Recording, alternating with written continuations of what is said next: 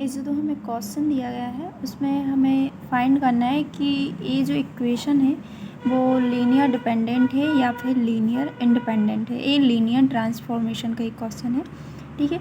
तो जब हम इसे सॉल्व करेंगे तो फर्स्ट ऑफ ऑल यहाँ पर देखेंगे कि ये जो फर्स्ट हमें सेट दिया है वो 1 2 3 है, देन सेकेंड 1 0 0, थर्ड 0 1 0, फोर्थ 0 0 1, ठीक है। तो इसके इक्वल में हम 0 लेंगे, देन हम यहाँ पे सॉल्व करेंगे तो A1 यहाँ पे 1 है, ठीक है। तो A1 का A यहाँ पे 1 ही आएगा, ठीक है। A2 का 1, ठीक है। यहाँ पे 1 है इसलिए हमने A1 प्लस A2 लिया, ठीक है। यहाँ पर A3 0 है एंड A4 0 है, ठीक है। इसलिए हम यहाँ पे A नहीं लेंगे, ओनली A1 एंड A2 लिया थी, ठीक है। तो A1 plus A2 equal to 0 किया, देन इसके बाद हम A2 चेक करेंगे। A2 चेक करेंगे तो यहाँ पे 2A1 प्लस A2 तो यहाँ पे 0 है तो A2 नहीं लेंगे, ठीक है। देन A3 यहाँ पे 1 है तो 2A1 plus A3 and A4 भी यहाँ पे 0 है, ठीक है। तो 2A1 plus A2 equal to 0 लिया, ठीक है।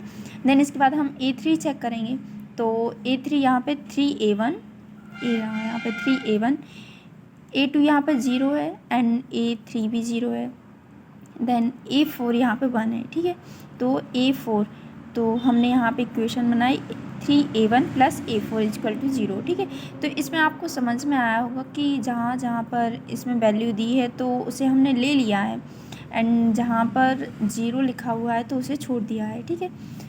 तो इसके बाद हमारी ये फर्स्ट इक्वेशन थी, इसे हम सॉल्व करेंगे तो A1 plus A2 equal to 0, तो A1 equal to minus A2 आ जाएगा, तो A1 की वैल्यू 1 एंड माइनस A2 की वैल्यू -1, ठीक है।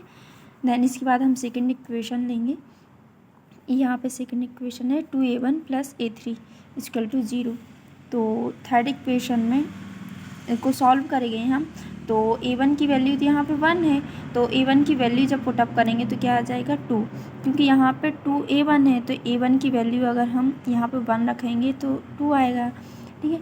2 एंड A3 इक्वल टू 0, तो यहाँ पे A3 इक्वल टू क्या आ गया -1, एंड देन इसके बाद हम थर्ड इक्वेशन चेक करेंगे। यहाँ पे थर्ड इक्वेशन है 3A1 plus A4 equal to 0, ठीक है।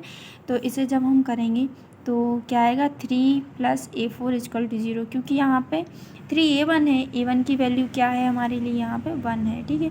तो A1 की वैल्यू जब हम 1 रखेंगे तो क्या आ जाएगा 3 का मल्टीप्लाई 1 में करेंगे तो 3 आ जाएगा, प्लस A4 इक्वल टू 0, तो यहाँ पे A4 की वैल्यू क्या आ गई -3, तो यहाँ पे A1 की वैल्यू 1 है, A2 की -1, A3 की -2 एंड A4 की -3।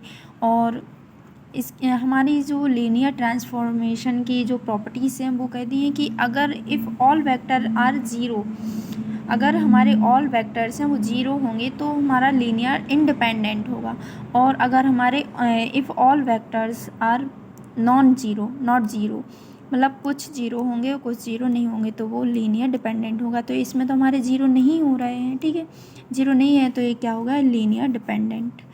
तो जो हमें इक्वेशन दी थी लीनियर ट्रांसफॉर्मेशन की तो वो लीनियर डिपेंडेंट है या, ठीक है।